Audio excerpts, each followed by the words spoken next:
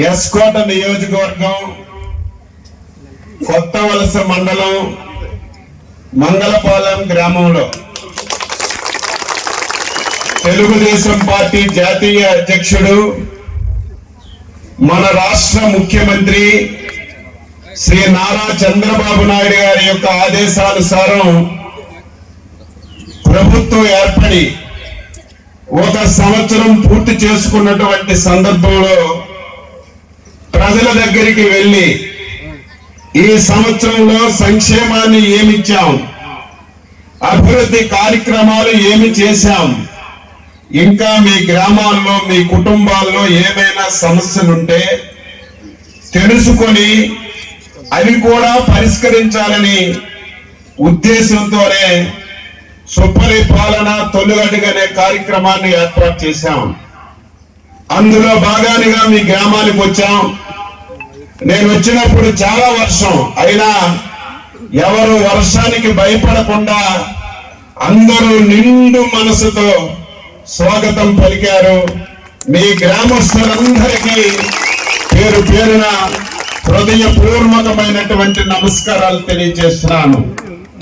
ఈ సభకి అధ్యక్షురాలు, నాకు అత్యంత ఆప్తురాలు, మీ నాయకురాలు శ్రీమతి లలిత్ కుమారి ప్రసాద్ గారికి, పెద్దలు మాజీ శాసనసభ్యులు కార్పొరేషన్ చైర్మన్ పీలా గోవింద్ సజ్జనాథ్ గారు, గొంప కృష్ణ గారు, శ్రీమతి సుధారాణి గారు, ఎస్కోట నియోజకవర్గం 5 మండలాల నుంచి విచ్చేసినటువంటి తెలుగుదేశం పార్టీ కుటుంబ పెద్దలారా, సోదరి సోదరీమణులారా, పాత్రికేయులారా, అందరికీ పేరు పేరున హృదయపూర్వకమైనటువంటి నమస్కారాలు, అభినందనలు తెలియజేస్తున్నాను.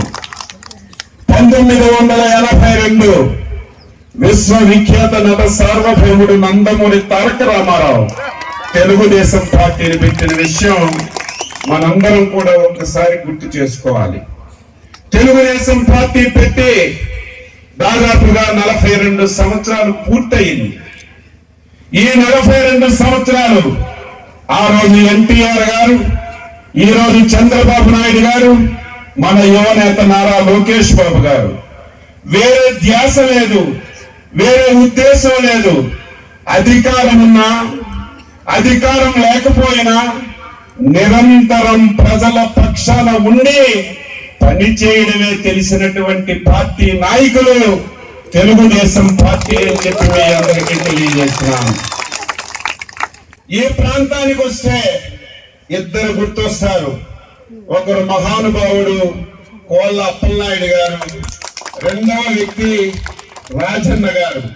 రాజన్న గారితో నాకు వ్యక్తిగతంగా చాలా పరిచయాలున్నాయి.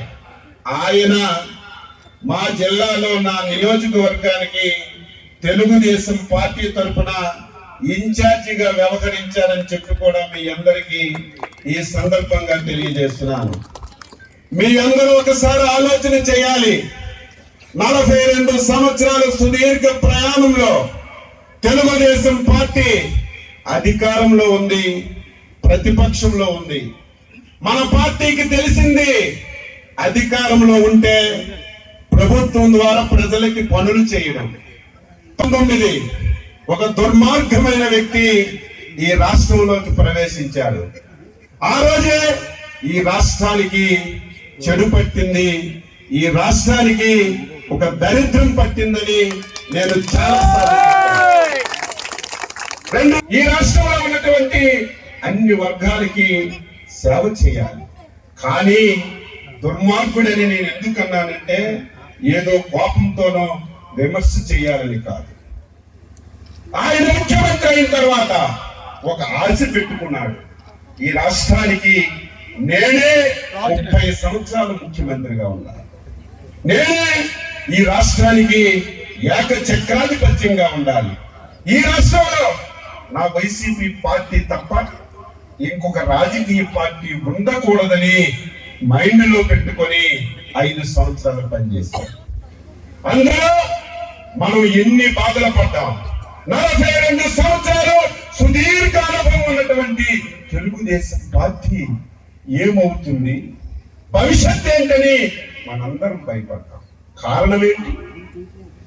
తెలుగుదేశం పార్టీలో ఉన్నామని, ముఖ్యమంత్రికి అడ్డు తగులుతున్నామని, ప్రభుత్వం చేసినటువంటి ప్రజా వ్యతిరేక విధానాలని ఎండగడుతున్నామని ఎప్పటిముప్పటిగా మనందరికీ ఇబ్బంది పెట్టి, కేసులు పెట్టి, జైల్లో పెట్టి చాలా అవస్థలు గురి చేసిన విషయం మనందరం కళ్ళతో చూశాం.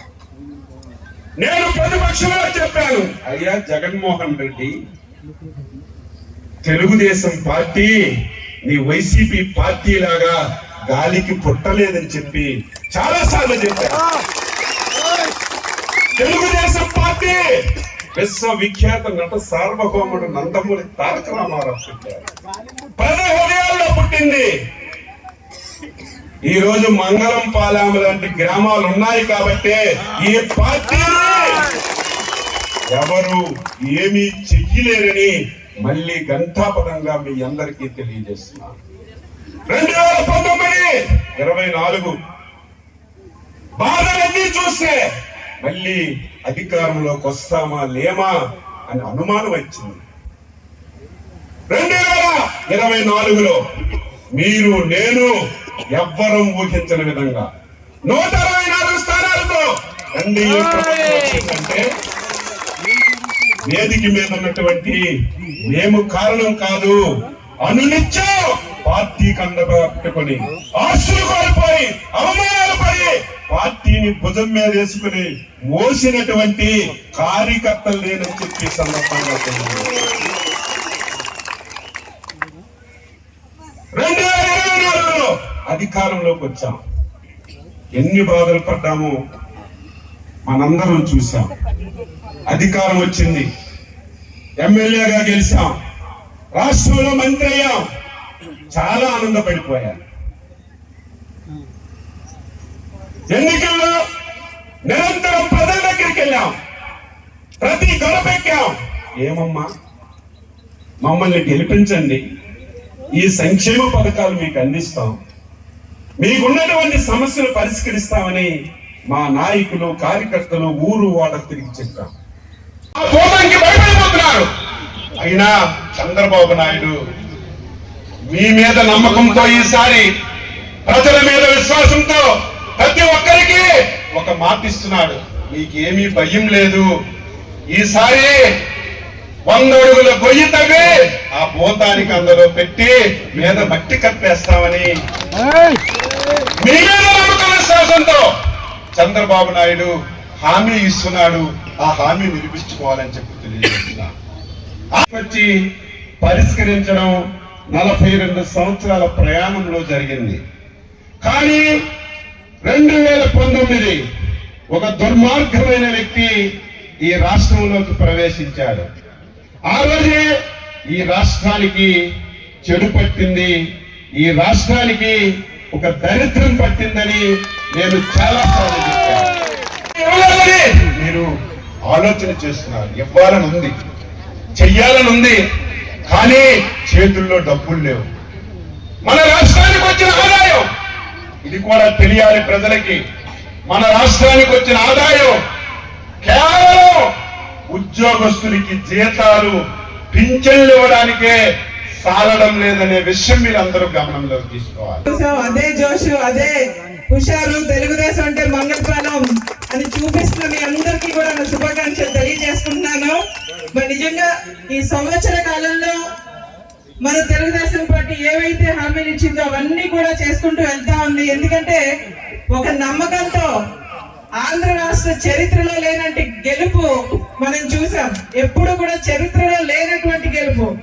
మరి అలాంటి గెలుపు గౌరవ ముఖ్యమంత్రి వర్యులు చంద్రబాబు నాయుడు గారి మీద నమ్మకంతో ఆంధ్ర రాష్ట్రం అంతా కూడా మరి గెలిపించిన ఆ గెలుపుని మనం నిలబెట్టుకుంటూ మరి ప్రతిపక్షాలు ఈ రోజు రేపు రోడ్డు మీదకి వచ్చి ఏవో మాట్లాడుతూ ఉన్నాయి. మీ అందరూ అడగండి ఒకే ఒక ప్రశ్న, మన ప్రభుత్వం రాకుండా ఉండుంటే పెన్షన్ 250 పెరుగునేమో తప్ప మన ఆస్తులు కూడా మనకి లేని పరిస్థితి అయి ఉండేది. అవునా కాదా అమ్మా? మీ అందరూ కూడా ఈ వేదికగా మాకు దానికి సన్నాహాలు ఏర్పాటు చేసి అవసరమైతే ఇక్కడి నుంచి కొంతమంది మేము వెళ్ళడానికి కూడా రామప్రసాద్ గారు నేను లేకపోతే సోదరు నేను వెళ్ళి ఢిల్లీలో కూడా రామ్మోహన్ గారిని కలవడానికి కూడా మాకు అభ్యంతరం లేదు.